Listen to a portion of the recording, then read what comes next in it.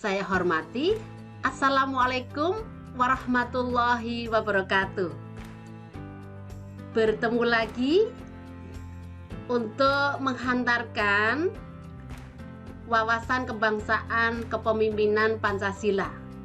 Jadi ini mata pelatihan 1 untuk agenda 1, yaitu kepemimpinan Pancasila dan nasionalisme. Baik,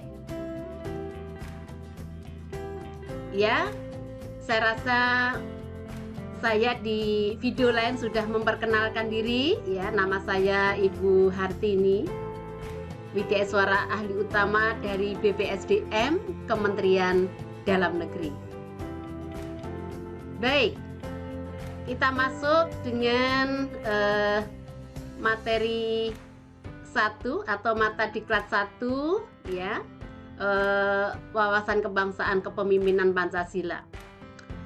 Mengingatkan kembali bahwa agenda 1, ya, kepemimpinan Pancasila dan nasionalisme itu berupaya untuk membekali peserta PKA dengan pemantapan pemaknaan konsepsi Pancasila dan nasionalisme serta penerapan nilai-nilai bela negara.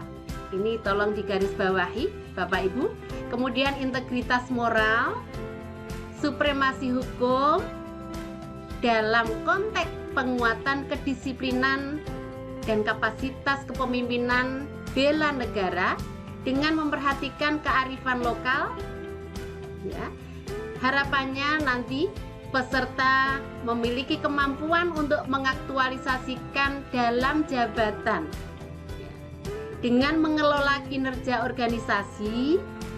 Jadi dengan mengelola kinerja organisasi, tolong digarisbawahi juga, ini sebagai bagian dari upaya bela negara, ya.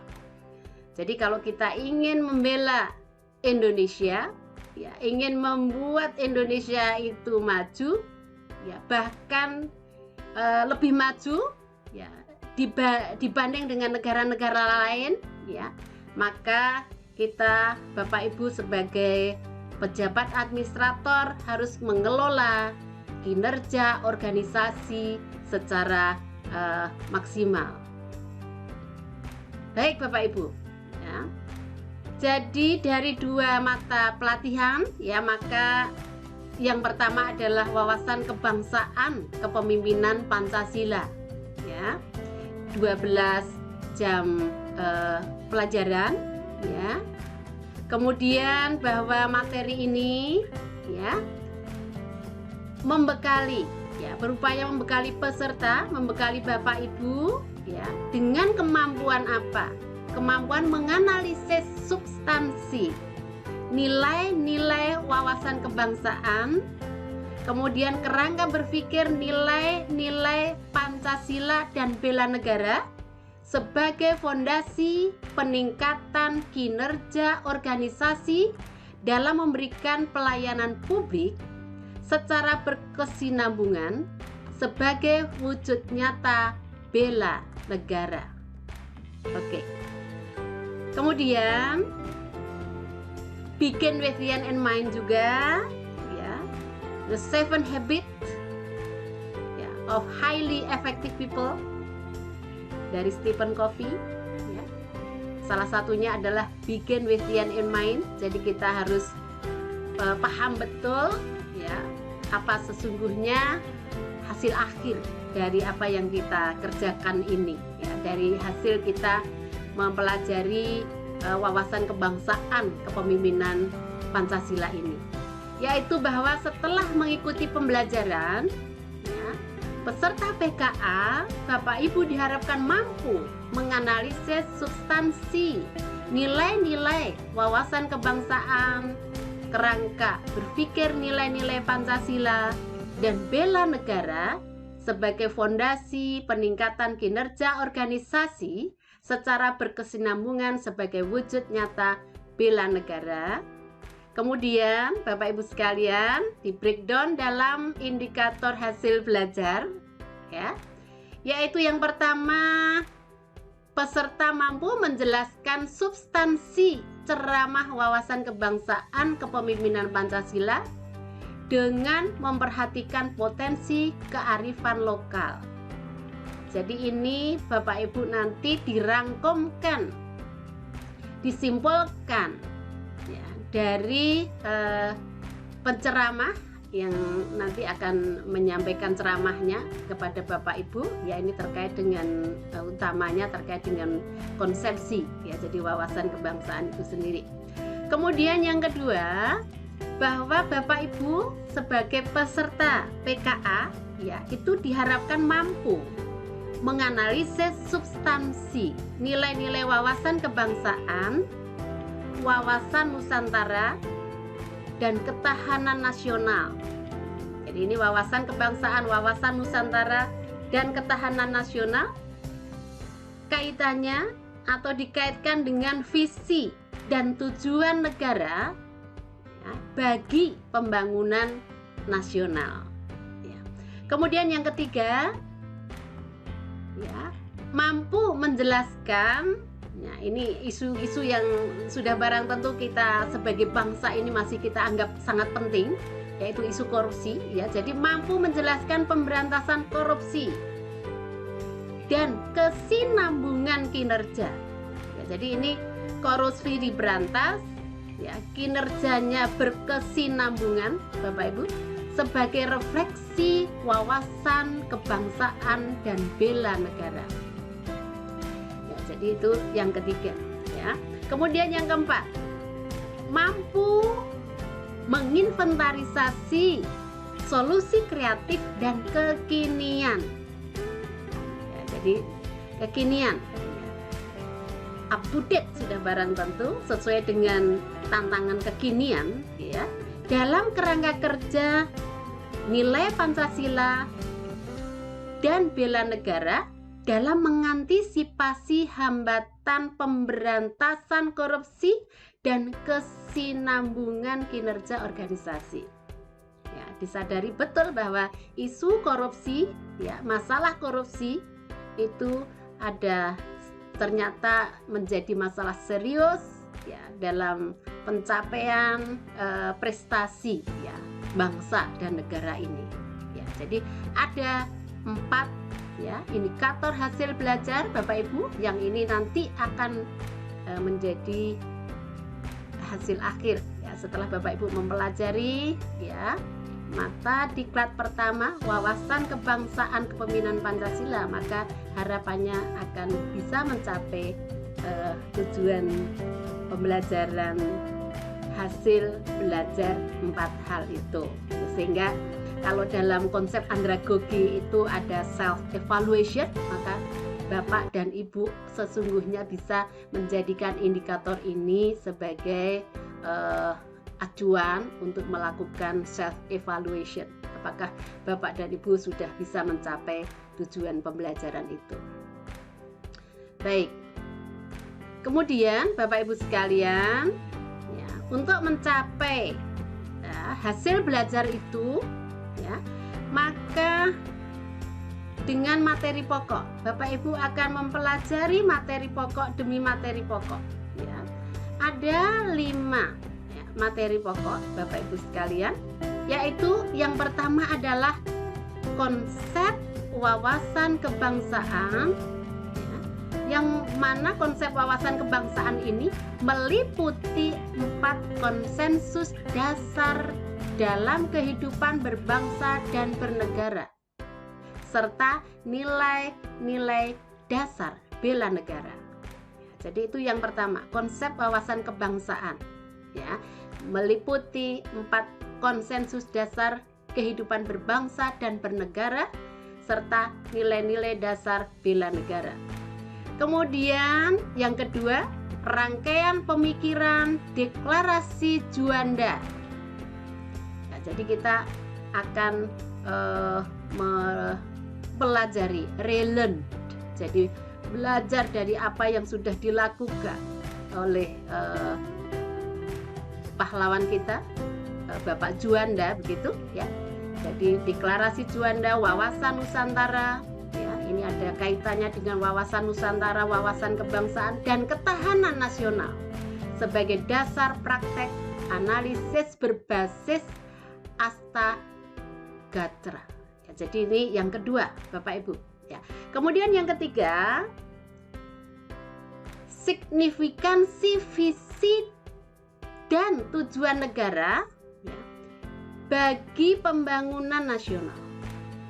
Jadi ini pembangunan nasional ini harus berorientasi pada visi dan tujuan negara. Sudah bareng itu karena itu sebagai arah. Sebagai arah. Kemudian serta kaitannya dengan Pancasila dalam kerangka kerja nilai-nilai dasar bela negara. Itu yang ketiga. Kemudian yang keempat, pemberantasan korupsi jangka panjang. Ya, kita tidak hanya akan menyasar pada jangka pendek pemberantasan korupsi untuk saat ini, tetapi jangka panjang bahwa negara ini akan bebas dari korupsi, dari kolusi, dari nepotisme. Ini sudah barang tentu merupakan satu tekad ya, harus menjadi niat kita bersama. Ya, apalagi Bapak dan Ibu punya jabatan yang sangat strategis ini di birokrasi. Bapak Ibu sebagai pemimpinnya pemimpin ya, di level middle, maka Bapak Ibu bisa sesungguhnya bisa meleverage ke atas, bisa meleverage ke samping ya, bisa meleverage ke bawah. Apalagi di bawah Bapak Ibu itu adalah sesungguhnya ya, real ya, performance organization ya, jadi performan kinerja organisasi real ya, yang sesungguhnya itu berada di ujung tombak gitu ya. Dan Bapak Ibu di level middle ya, manajemen di sini ya, maka bisa meleverage ke secara diagonal, kemudian juga secara horizontal di situ ya, secara vertikal, secara horizontal ya. Jadi bagaimana di sini korupsi itu betul-betul hilang ya, jangka panjang ya, ini tidak ada korupsi lagi dan berkesinambungan kinerja, tapi kinerja tetap berlanjut, jangan sampai takut terjadi korupsi ya, tetapi kinerjanya macet, tidak berani melakukan action. Jadi ini juga jadi masalah akhirnya ya. Jadi korupsi nanti bisa dihapus ya, bisa hilang, tetapi juga kinerja bisa jalan ya. Ini tantangan kita semua ya. Jadi di sini pemberantasan korupsi jangka panjang dan kesinambungan kinerja sebagai refleksi wawasan kebangsaan dan bela negara ya.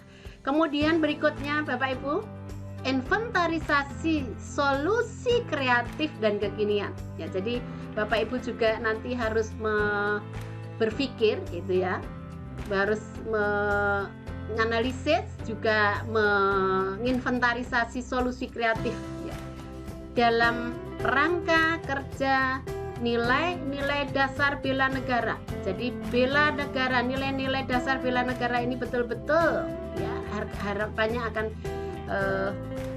menjadi basic value, akan ditanamkan Bapak Ibu ya di lingkungan birokrasi kita melalui kekuatan leadership Bapak Ibu dalam meleverage ke atas, ke samping dan juga ke bawah ya, sebagai wujud kewaspadaan nasional juga di sini ya. Jadi mengantisipasi hambatan pemberantasan korupsi dan kesinambungan kinerja organisasi pelayanan publik. Jadi ini ketika korupsi nanti sudah tidak ada lagi, kemudian kinerja nanti terjadi continuous improvement ya, dilakukan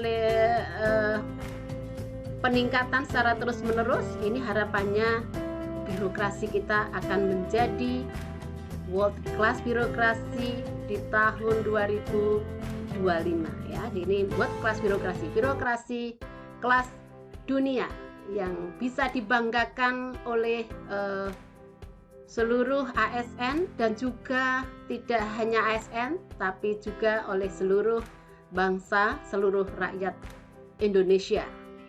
Saya rasa itu Bapak Ibu. Jadi ada 5 materi pokok yang nanti sudah barang tentu akan dipelajari tahap demi tahap, dimulai dari ceramah ya, dari ceramah pakar narasumber nanti ya.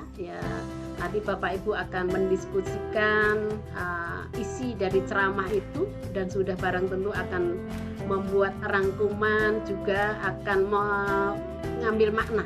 Jadi pemaknaannya seperti apa ya, lesson learn-nya seperti apa ya.